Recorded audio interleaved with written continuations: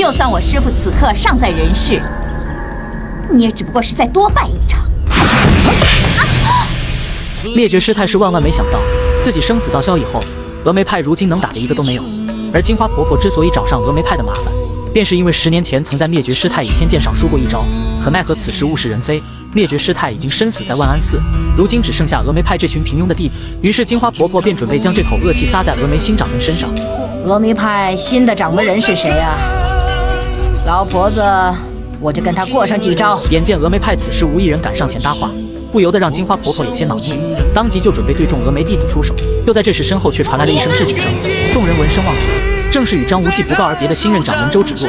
他这又一出现，虽是自投罗网，但同时也解了峨眉的燃眉之急。峨眉派第4代掌门人周芷若，问婆婆安好。哼，不知羞，竟然还自封峨眉派第4代掌门人。我看这位周姐姐人挺好的，我被你们押往光明顶的时候，一路上多亏了她的照料。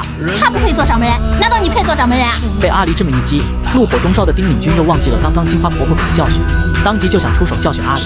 然而他还没讨到好处，只见金花婆婆一个闪身便将他擒住。阿离正想上前补刀，一旁的周芷若连忙出言求情。周芷若身为峨眉派掌门，虽然自认为武功低微，但也不能眼睁睁看着峨眉派的弟子受欺负，这样不仅有负先师的重负，今后更是无颜面对众同门。金花婆婆很欣赏周芷若的胆识，当即也不为难丁敏君，而是转身一把将她擒住。可金花婆婆却发现周芷若的武功却还比丁敏君差，她实在想不通灭绝师太为何会把光复峨眉的重任交给周芷若，于是便让周芷若拿出峨眉派的掌门铁指环证明她的身份。可低头看去，却发现周芷若躲躲闪闪，铁指环早已不知所踪。此时眼尖的阿离发现铁指环在丁敏君的手上，搞了半天他才是峨眉掌门。婆婆，杀了他，杀了他！金花婆婆要找的是峨眉派掌门的麻烦，当即杀气腾腾地走向了丁敏君。